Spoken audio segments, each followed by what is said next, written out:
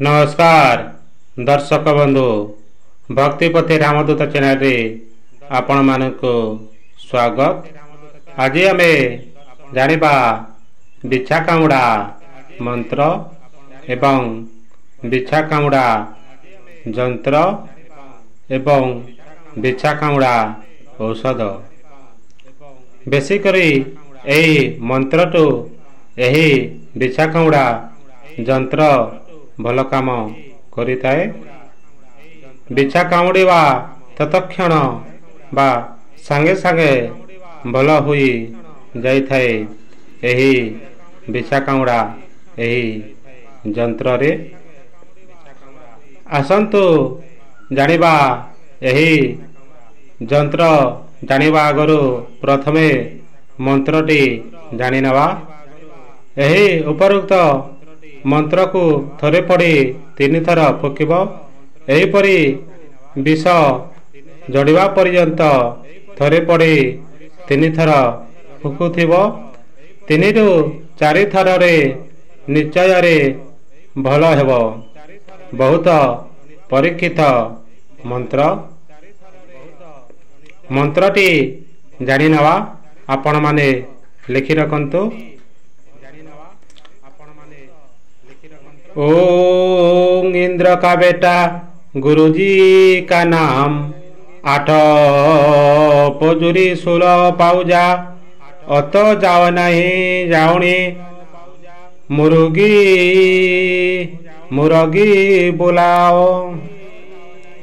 एतिकी मंत्र एही छोटिया मंत्रटी बहुत काम करि थाए। आउ थरे मंत्र पढ़िबा। इंद्र का बेटा गुरुजी का नाम 8 पौरी 16 पाउजा अत जाओ नहीं जाऊनी मुर्गी बुला आ। एही मंत्र को आपण माने थरे पढ़ी 3 थर फुकिबे। एही मंत्र को आपण माने शुभ दिन शुभ तिथि रे 108 थर मंत्र जदि जप करि नेबे ताहेले मंत्र बेसी काम करि थाए। आसंतु जानिबा तापरे एही बिछा कामुड़ा जंत्र। एही जंत्रटी आपण माने स्क्रीन रे देखि पारुथिबे। एही जंत्रटी क ठारो आरंभ होई ख ग घ ङ पुणी क पाखकु फेरी जाइछि। एही जंत्र काटिला बेले ध्यान रखिथिबे जेपरि क ठारो आरंभ करी पुणी क ठारे शेष करिवे। एही जंत्रटी को आपण माने पेन साहाय्य रे काटिबे कला साई रे काटिबे। उपरोक्त जंत्र रे बिछा कामुड़ा तत्क्षण भल हुए।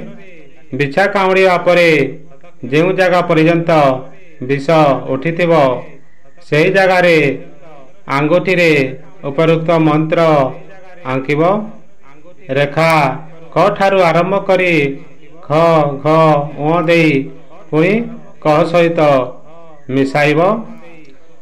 रेखा जेउठारू आरंभ होइछि सेहिठारे शेष हेब। देखाइबा पई क ख ग घ प्रभृति लेखा होइछि किंतु जंत्र आंकिला बेले क ख ग घ प्रभृति लेखिब नाही। प्रथम थर जंत्र आंकिबा मात्र के रोगी कहिब विष बा जंत्रणा तलकू खसीगला। जो जगह को खसीगला सेठारे पुणी थरे जंत्र आंकिब। एहीपरि 4 रु 5 थर जंत्र आंकिले विष खसी जाई जो जगार विषा कामुड़ी थिब सेही जगार पिंपुड़ी कामुड़िला परी काटुथिब। पिंपुड़ी कामुड़िला परी लागुथिब। टिके चाकुंडा पत्र रस लगाई देले भल होई जीव। नचेत किसी समय परे भल होई जीव। ବହୁ ପରୀକ୍ଷିତ ଏହି ଯନ୍ତ୍ର ଏବଂ ତାହାର ଔଷଧ ହେଉଛି ଚାକୁଣ୍ଡା ପତ୍ର ରସ କ୍ଷତ ଜାଗାରେ ଘଷିଲେ ବିଷା ବିଛ ନଷ୍ଟ ହୁଏ। ବହୁ ପରୀକ୍ଷିତ ମନ୍ତ୍ର, ବହୁତ ପରୀକ୍ଷିତ ଯନ୍ତ୍ର ଏବଂ ବହୁ ପରୀକ୍ଷିତ ଔଷଧ। ଭିଡ଼ିଓଟି ଭଲ ଲାଗିଲେ ଆପଣମାନେ ଲାଇକ୍, ସେୟାର, କମେଣ୍ଟ ନିଶ୍ଚିତ ଭାବରେ କରିବେ।